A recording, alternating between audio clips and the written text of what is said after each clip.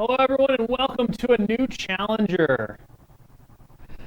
I was gonna try to say what stream number this was, but then I just totally had that fuzzy moment because it's been 3 days. I'm very excited to be here with you though. We're gonna be painting the Juggernaut, who we've not painted yet this whole weekend. So I'm really excited to get some paint on this big boy, have a bit of a chill hobby time with y'all out there. I'm gonna be honest, it's really late and we have so much more stuff to do. We've got another MCP panel coming after this, which is the future of MCP. You're definitely not going to want to miss it. So this is just going to be decompression time. Feel free to chat with me in the chat, ask me questions. I'm ready to go. I even have a Juggernaut stat card in front of me, so maybe I'll let a couple things slip. Who knows? BK's not here. He's in a different state. He can't stop me. Let's get this party started. All right. So first things first, I'm going to use some Tindalos Red from the Scale Fantasy Games, and we're just going to start laying out his suit colors. Shaboom! Oh, you can even see it kind of like on the thing here. How naughty! Shake no! I know, BK. I'm sorry, but this is what happens. It takes so long, and this is where we get. So I'm just going to thin out the Tindalos Red a little bit, and we're going to start knocking in this color on his suit, and then we'll do kind of a glaze over the metallics, and it should be a real good time. So I hope everyone's been enjoying Ministravaganza. It's been real fun for us. It's been incredible. Kevin and Tony have been killing it in the studios. They've done a whole lot of great work behind the scenes, although I don't know how much behind the scenes they've been, because Dallas and I are not big fans of the behind the scenes thing. So, Tony, doing a good job, my friend. Thank you. You're welcome. We're having some wavy audio, so I'm going to clip off your mixer for a sec. Turn it back on and see if that fixes it. All right. Speaking of doing good jobs.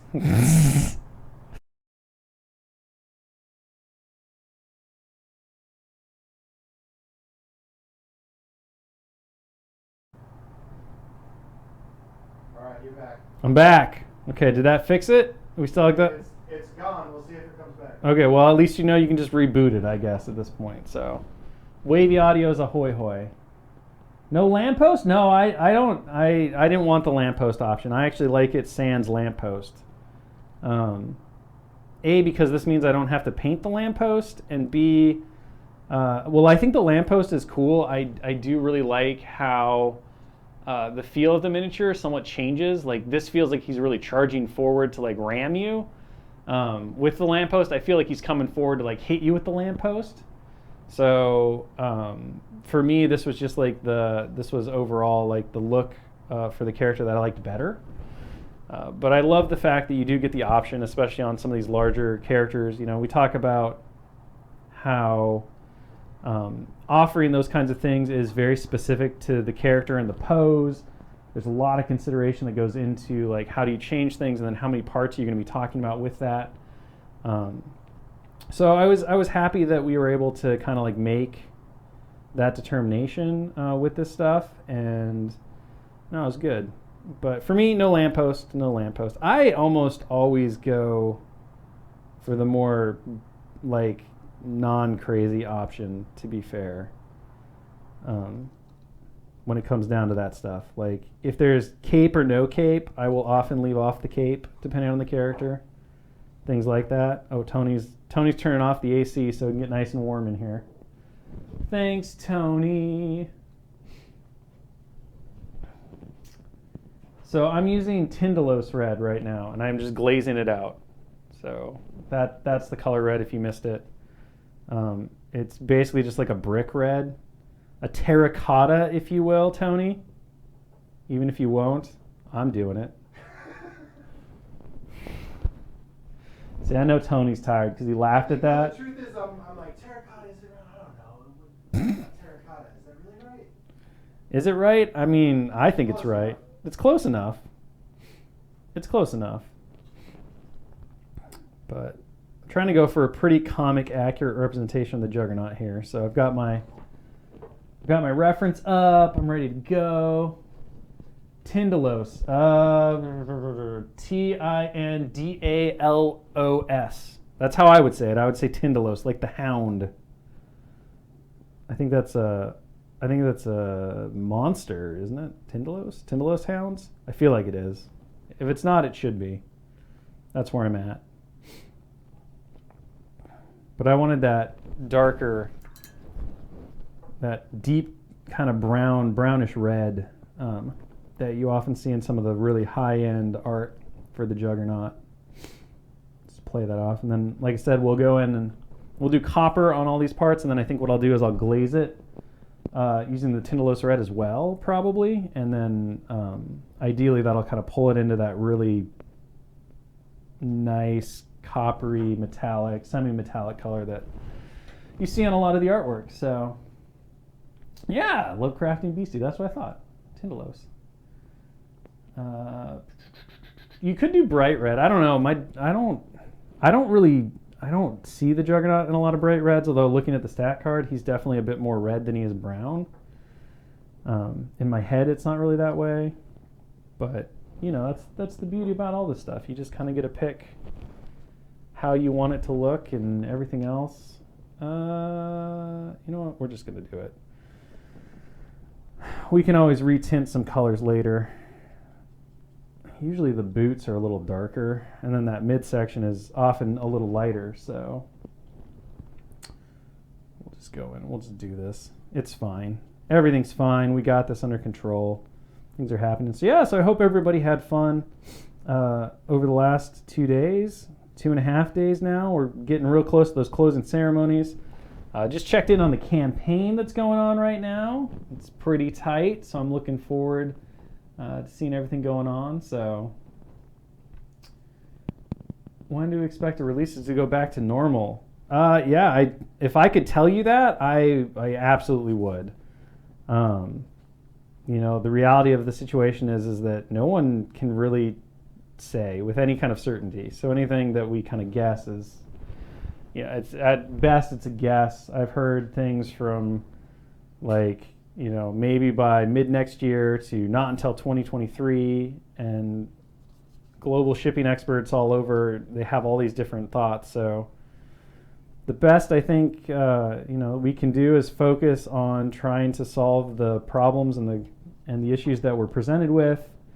We're continuing to work under timelines that, you know, we had before, and where we can buy time or speed things up, we do that. Where we can't, we just kind of like, you know, throw out those supplications to the shipping like deities and hope that things will get figured out. But it's definitely been a wild ride. You know, we thought that maybe we were coming out of it, but the repercussions of everything that's happened in the last 18 months are still being felt.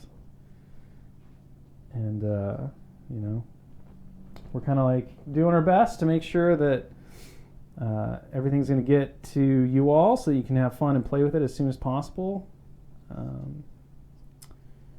But unfortunately, we can't have as much impact as we'd love to have on that stuff.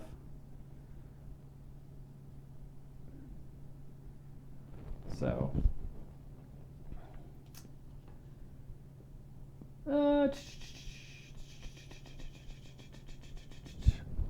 yeah, so I can't really tell you why there's a discrepancy on the Asmodee site versus our expected release. Obviously, Q1 2022 is certainly the time frame in which these are supposed to release. So, you know, I would assume that at some point that will get updated accordingly on the Asmodee website. But, yeah, who knows? A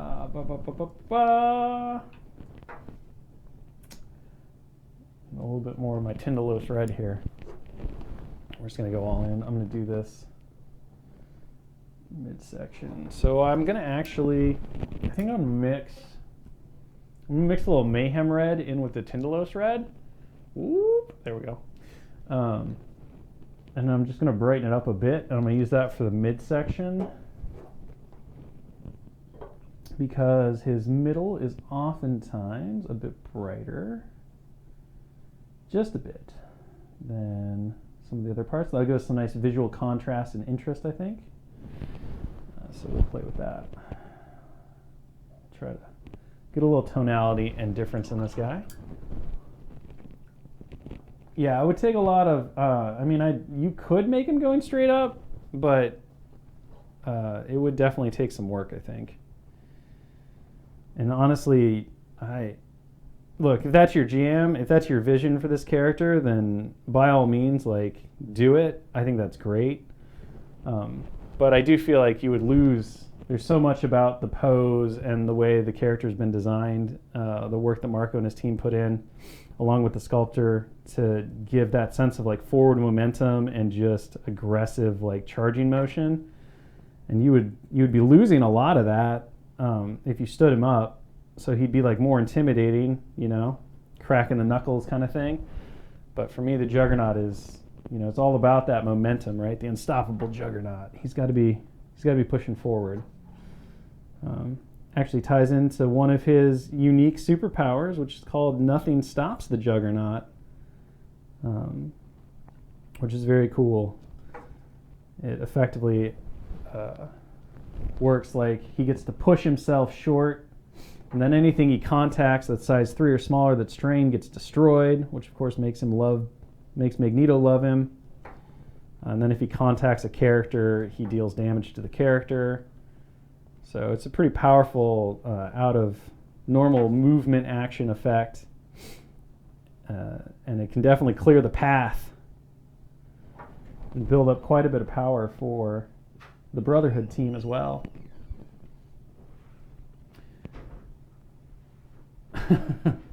No, not size 5. Not size 5. I'm sorry. It's size 3 or less. Size 5 would be a little... to be fair, there's Agents of Smash that can deal with size 5 stuff, and that takes 2 Hulks. But the impact of removing, not even like throwing a size 5 thing. What's up? Nothing. I'm just adjusting something in your shot. Oh, gotcha. Please do. Thank you. It's my concrete mix, Simone. That's what I use to paint my concrete. It's just an old pot of paint. But yeah, like removing size 5 stuff has a huge impact in terms of not only, not just like the damage of throwing something size 5, but just removing its footprint from the table can be pretty significant. If you all saw the game stream between Pagani and Josh, there's a little secret on the bottom of that Quinjet in that it has a big old 4X on it, which is something that's a little new for terrain, and it means that you can't actually destroy it. It's non-interactive. And one of the reasons that is because of just how much space and footprint that piece of terrain has. Being able to remove it suddenly from the table is not ideal. So there are definitely things in the game while throwing and destroying stuff is fun. If you look at it and it's really big, it's always best to consider that stuff and its impact on the game state and the play as well. What's up, Tony? Just poked my head. You're just poking your head? Just looking around. Which of the miniatures this weekend is my favorite? Which one is my favorite? That's a great question. I think I would have to say, ooh. Which one is my favorite? That's hard. I mean, there's so many cool things that we've shown this weekend. I probably would have to say that out of the new X-Men releases that we've shown this weekend, my personal favorite,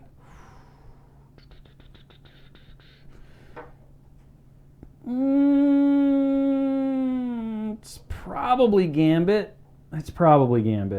I love the motion and the movement of that miniature and that sculpt. Juggernaut is really close up there too, though. Like I really enjoy this big boy.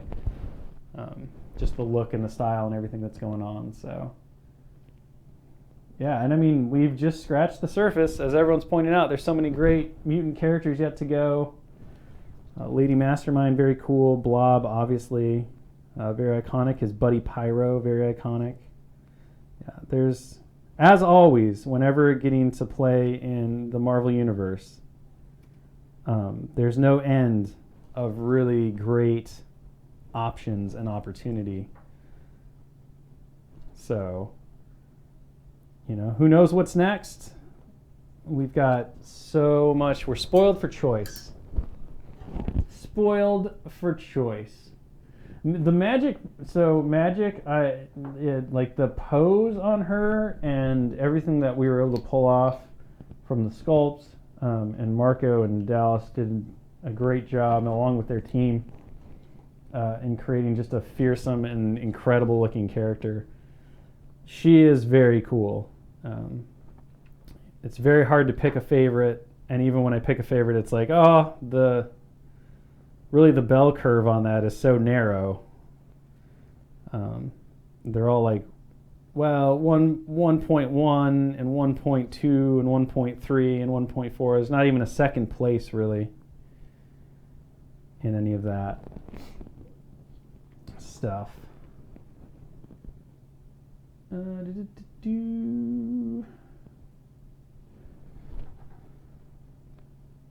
But yeah. Oh, I'm making a little bit of a mess. So we're just gonna hit these bands in this bronze here, Victorian bronze. I've been using this color a lot lately because it happens to be metallic that's in my little painting set. I don't have access to everything, which is why I brought some homebrew colors. Boop. And then we'll just glaze this, like I said, with the Tindalos, and we'll bring it back down, and hopefully we'll get that ruddy bronze kind of effect on his helmet. Is there any way you can make John Walker's Captain America and U.S. Agent? I mean, I hope someday we can certainly get to tackle those characters. I know Josh is a huge U.S. Agent fan. He was very, very excited to see U.S. Agent appear in Falcon and Winter Soldier. So that was very fun. Josh definitely, if you missed the hangout last night, I'm sorry. And if you didn't miss the hangout last night and you were there with us, I'm also sorry. But Josh is definitely, he loves a lot of the lesser known, but still very important Marvel characters from the comics, and he is a big advocate for them. And I always like kind of gut checking against Josh, because if I pick somebody, I'm like, maybe this person is a little too obscure, maybe I'm playing favorites. I can always go to Josh and be like, Josh, what do you think about this pick? Or Josh will like burst in and he'll start talking about who we have to do next. He'll be like, you gotta listen to me. Just listen to me, Schick. This is what we need to do. This character. This is the person, and you have to do them. And I know you're gonna. I just stop. Don't say anything right now. And here I am, just like sitting there, just being like, I'm not even trying to. I know how this goes, Josh. I'm not saying anything. So just stop. Let me finish, Schick. We're gonna do. We need to do this character, okay? We have to do this character. You don't understand. This run was amazing. Everybody's gonna care. You're gonna tell me this person isn't good, but I think this person is great. Just stop it right now. Listen to me. This is a great idea. You know it. You need to stop. And by the end of it, 20 minutes later, he's finally told me which character it is and why we should do it. And oftentimes I'll be like, well, I have good news for you, Josh. Here's the list. This character's right here. And you've confirmed to me that I'm not making a mistake, because here's this, and then this was like every morning, literally every morning for almost a year. Josh Cologne would come in, and he'd come in like 20 minutes early before his job actually began, so that he could have his moment of telling me who needed to go next and why we needed to do it. And here we go. Oh, I've heard the dupe thing. Trust me, I've definitely gotten the dupe speech, so it's there. It's certainly happened.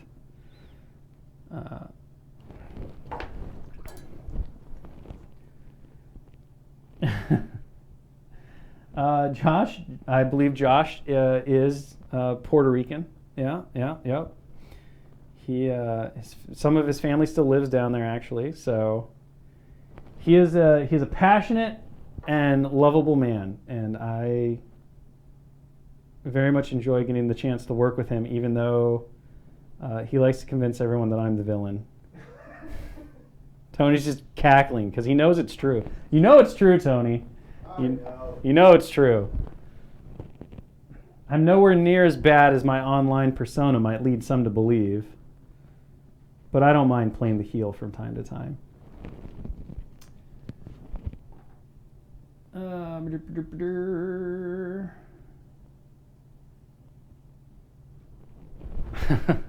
Trevor Slatterly is a must.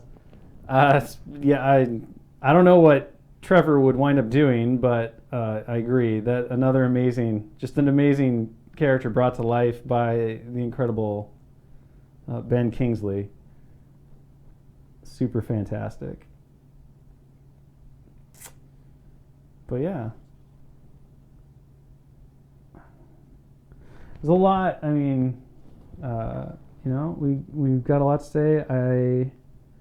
I've been really looking forward to. I was very much looking forward to the X-Men reveal, and getting to revisit all these characters and go back to some that, we certainly took our licks on from people just waiting and waiting and waiting and waiting longer to finally get the big payoff, like Juggernaut here and Colossus, both teased so long ago on affiliation cards.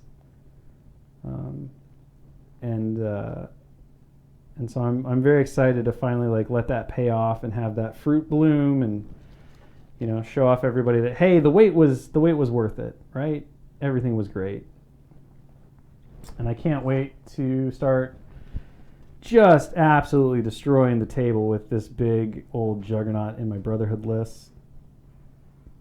He's just fun. He's fun to play, and he was such a fun puzzle to design and develop alongside Pagani, and our testers had so much impact on helping us make sure that he was one of those characters that you start with and you've got to get the feel right, and yet he's so unique and different that trying to get that feel right means different things to different people, and you still have to do so. If you kind of saw us talking during the X-Men reveal panel and stuff, the Heroes and Villains panel, about how do you capture characters but still maintain the game, and you have to follow, kind of the sandbox, because sandboxes are still boxes. They still have edges, and you really shouldn't expand your sandbox except in very rare instances. And so it was really neat to kind of go through and be like, okay, well, how do we do this? How do we create a character that really incentivizes movement? We wanted to see the Juggernaut always moving, to show the case that unstoppable charge of the Juggernaut that's so iconic of his powers and abilities, and unstoppable momentum, his innate superpower, which we talked about a little bit during the panel, was it was there right at the start. It went through a lot of different iterations, and we had to really adjust it for power level. But basically, the first time he takes a move action, the Juggernaut gains 2 power. And the next attack made by the Juggernaut, that activation, gets to add 3 dice to his attack roll. So, you play this interesting game with the Juggernaut where you kind of lose out on being able to double tap somebody. You can't double attack necessarily, but the one attack you make is crazy strong. And of course, he has no problem getting to his big spender attack and using his other powers because of the extra power gain that he's getting when he makes the move action and all this stuff. And it just, by the end of it, we had dialed it in, and it worked so beautifully, and it just made you play and be rewarded for playing Juggernaut in a way that felt perfect to the character. Nothing stops the Juggernaut, having him smash through everything, Kool-Aid Man his way through a whole bunch of terrain, and then he gets to make his movement, gain his power, smash you, and throw you around and all that stuff with his "Do you know who I am?" tactic card. Is just a very fun, like just a fun and unique character that has a really different play style, but obviously really evocative of the Juggernaut and how he functions and all that good stuff in the comics. And so I'm excited. I'm excited for everyone to get to play with him and against him. And I will give one more kind of like proud papa moment. One of the biggest things, or like the iconic, the thing you always think about with the Juggernaut is his helmet. And the X-Men are always like, how do you stop the Juggernaut? Well, you got to get his helmet off, right? So you knock off his helmet, and then somebody can like mind control him and slow him down. So we did reference that in the rules. He does have a helmet superpower, which prevents him on his healthy side from being able to be affected by mystic movement effects, basically. So you can't drive him around the table or anything. Well, he's got his helmet on, but on his injured side, he loses his helmet power. So he becomes more vulnerable to your mystic nonsense, and his mystic defense actually takes quite a big difference. Has a large change from healthy to injured because of the idea that you're knocking off his helmet. And we did explore actually doing an optional build where the Juggernaut doesn't wear his helmet. So if you wanted him to be helmetless, you could build him that way. But the problem is that when you keep the head in proportion to everything else, it never looks right. When you draw a picture, you always have the option of like weird perspectives and stuff that you can utilize to make up for like strangeness in physiology and anatomy and things like that. But in three-dimensional like sculpt, you really don't. And with the pose and everything else that we wanted to hit, it just never worked. He always looked absolutely ridiculous without the helmet. Either the head was like way too big or it was way too small, or it just didn't look right. So we wound up being like, well, I guess if somebody really wants to do it, they can convert and kind of mess with the thing themselves, but we're gonna avoid that and not mess with it. So we did the street light, no street light, but he's always got his helmet on in the sculpt, which he just looks better with the helmet. He should start with that helmet all the time anyway. He's not a man to go into battle without his psychic defenses. He knows.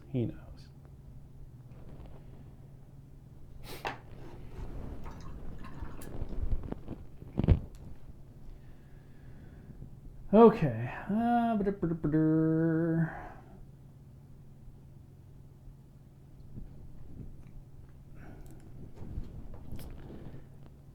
Let's go ahead and go back to our Tindalos red. And we're going to thin this out into a glaze, and then I'm going to run this over our bronze. And if this works like I'm hoping it will,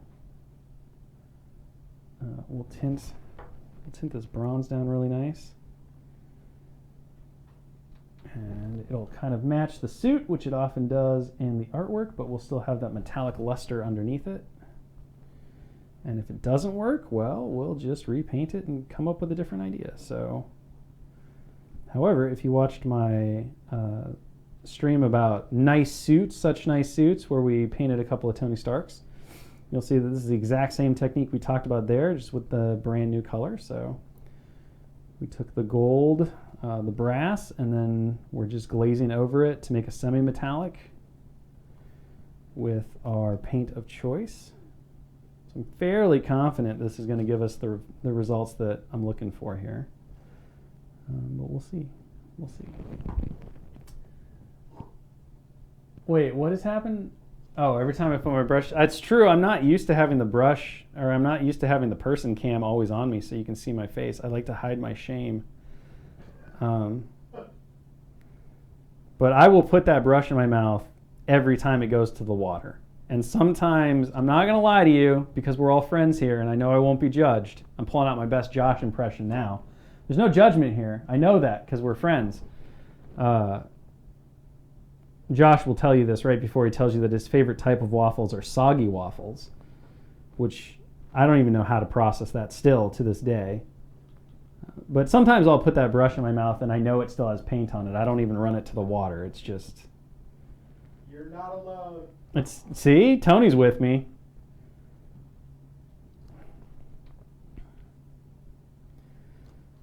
Obviously, if you wind up doing that, please be sure to check that all your paints are, non-toxic and safe. Don't do it with oil paints at all.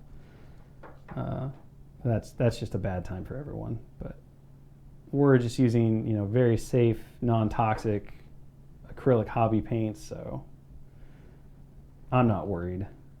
But I can't advise it. I'm going to do it, though, and there's no stopping it.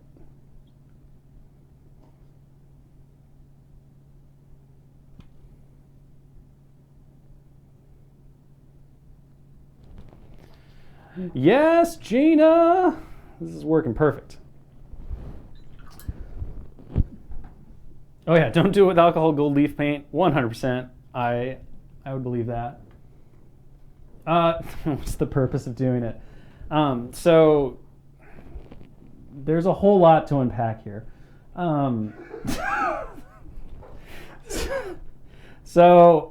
The first reason is that your saliva is a good brush conditioner, actually. So after rinsing it in the water, by doing a quick lick, you reform the bristles into a nice point and condition the brush so that it maintains its form and its spring. And you also, semi-dry, you take some of the moisture out of the brush, which then means that the brush is a little damp, but it's not so damp that it dilutes the paint to the point that it runs. See, I can't stop myself. I feel judged every time I do it now, but I'm just going to keep going because if I don't, I'm not going to be able to paint. And then when you're blending like I am now, human saliva, for whatever reason, is an amazing blending agent. It doesn't separate paint like water does. It helps the paint stretch. It almost works like a medium in your mouth. This is just getting worse. Tony, help me. Help me. I can't now. You know it's true, though. At least back me up. These people think I'm crazy now. You're 100% on. And I will say that all of this I learned from Dallas. So I learned from watching Dallas. So whether or not you believe me, you can believe Dallas. But yeah, once you get in the habit of it, it then becomes just second nature, and I can't rinse a brush or work a brush without doing it. Now I just can't stop. So listen to me, okay? No, don't just listen. I've turned into Josh at this point. The shame is true. I'm taking the L's all over the place now. This is what happens when you go too deep into Ministravaganza times. This is what happens when I don't realize that there's a person-in-person cam now, and my shame is shown. But yeah, so that's why. And I know, we're being a little silly here, but everything that I'm telling you is legitimate. I'm not trying to trick you. Obviously, if you don't want to do it, you don't have to. But it can be a really potent tool in the tool bag, and has become a really integral part of how I paint everything and how I do the two brush blending and stuff when I have normally I'm cleaning my brush a lot more than I would, because typically what I do is I have the brush in my mouth, and then this brush I keep wet, and this is my blend brush.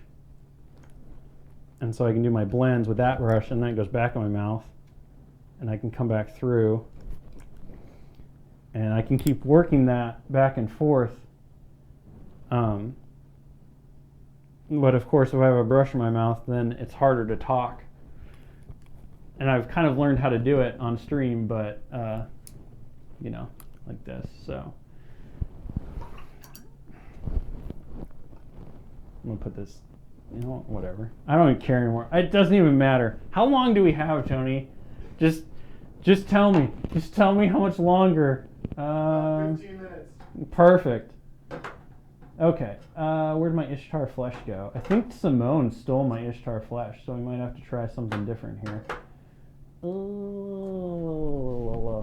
Let's try Harvester flesh, maybe?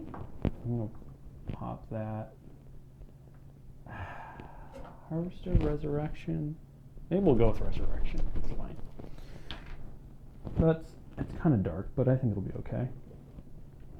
Okay. No, it's not bad. It's not bad. Okay.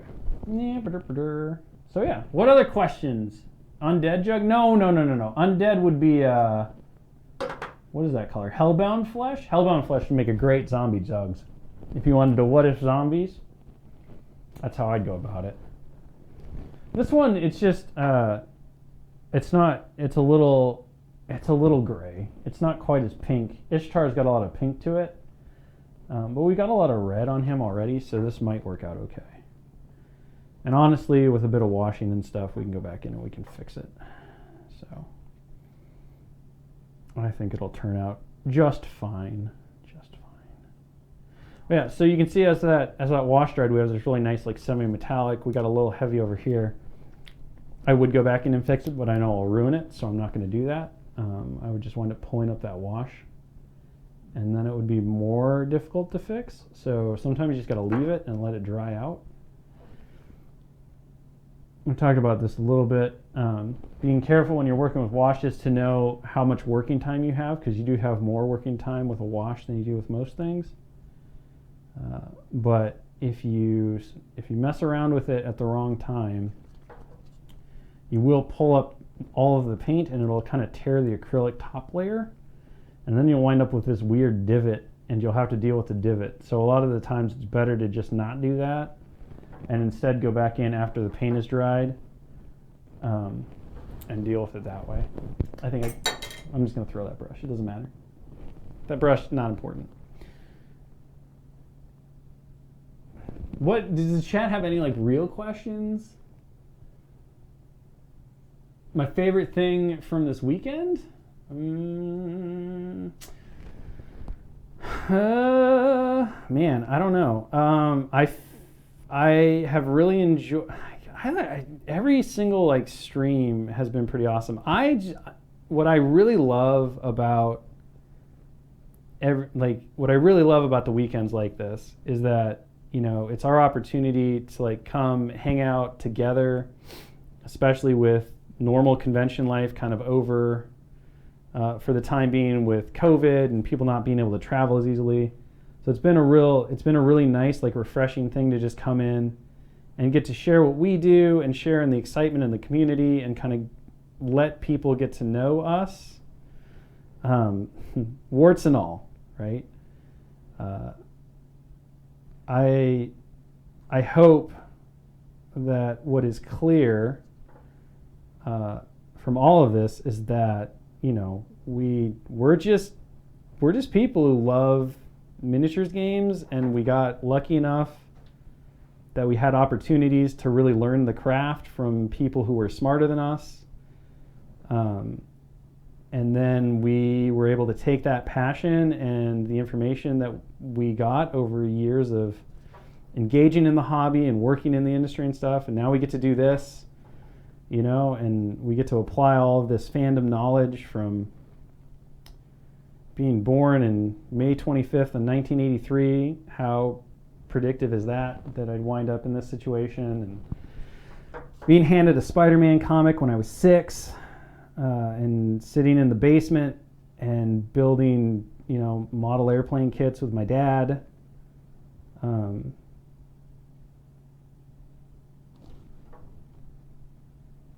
Now I'm really self-conscious that there's a thing on me. And here I am, getting to just be silly and hang out with a bunch of people who share a lot of those same passions, and we get to we got to go forward with that. So, yeah, it's an amazing time. I want to stop talking now for a second. But that's my favorite part of Ministravaganza. Just getting to be here and hang out with everybody. And show off all the cool things and watch everyone get excited and yeah, just, have fun. Be with people. Get to share all the things that have had such a huge impact on my life. And I've been lucky enough to get to turn into a career with everyone else.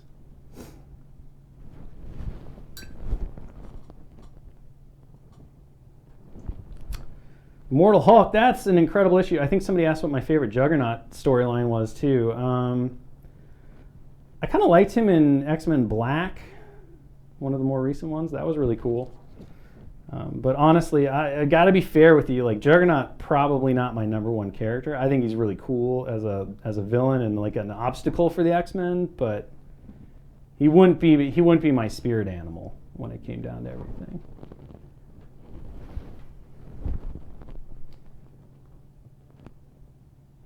Oh, where's the future of MCP heading? If you want to know those questions, you have to come to the next panel, which is literally called The Future of MCP. I'm going to get together with my amazing crew of Sarah and Pagani, and we're going to talk a lot about what's coming next for MCP, kind of the thoughts going in as we close out 2021, we move into 2022, and everything. It'll be a good time. Hopefully everyone will walk away excited and energized for what's next. And it'll be a good one to end this weekend on. And there's been a lot of good ones for sure. So, who would my spirit animal be? Oh, see, I'm not getting asked that question. That's perfect. So, I don't have to worry about it. Yeah, I was a huge fan of the X-Men Red and X-Men Gold. The X-Men Blue didn't grab me in the same way. I liked it, I read it, but X-Men Blue, that run was it was okay. X-Men Black was really cool. Red and Black were probably my favorite out of that specific run a couple of years ago. I thought they were just really neat. All right, let's get this harvester flesh into here, and switch out our brush. Which character in FC4 were impressed that their essence was captured when you thought it could be done in the game?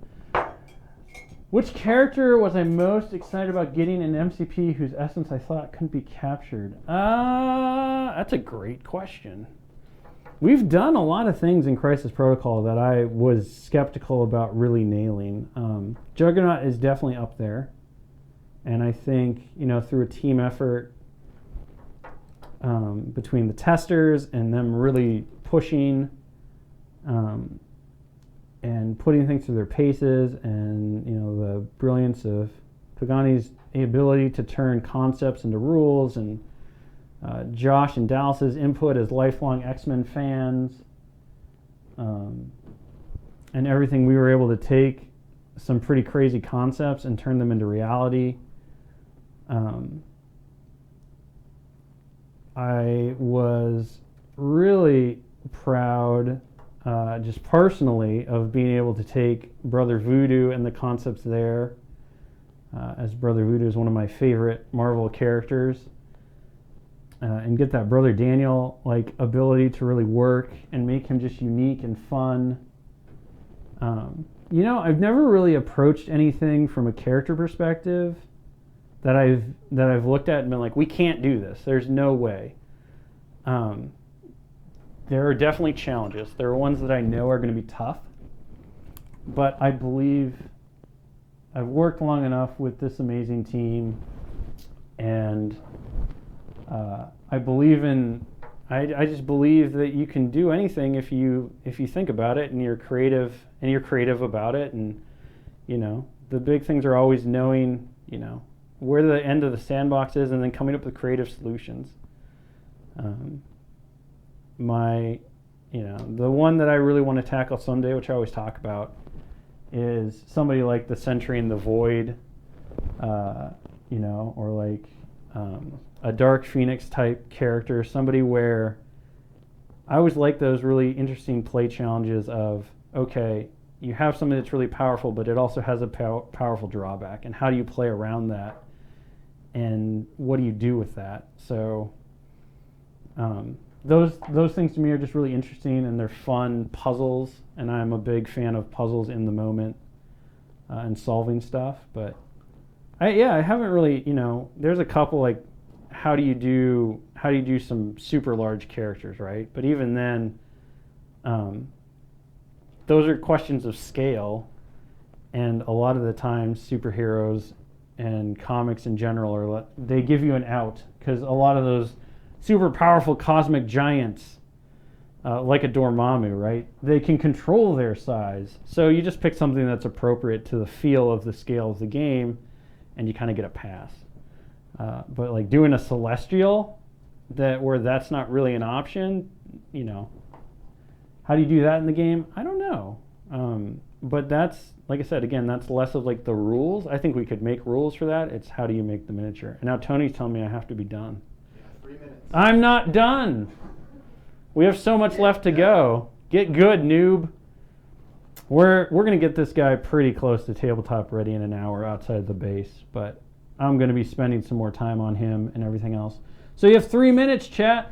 What else do you desperately want to know? This is Harvester Flesh. It's this one. No, sorry, Resurrection Flesh. Harvester Flesh I didn't like. That's this one. So this one was just more pasty pale, and I wanted a little bit of pink. I wanted Ishtar pink, so I picked this one. So I have a little bit more flesh.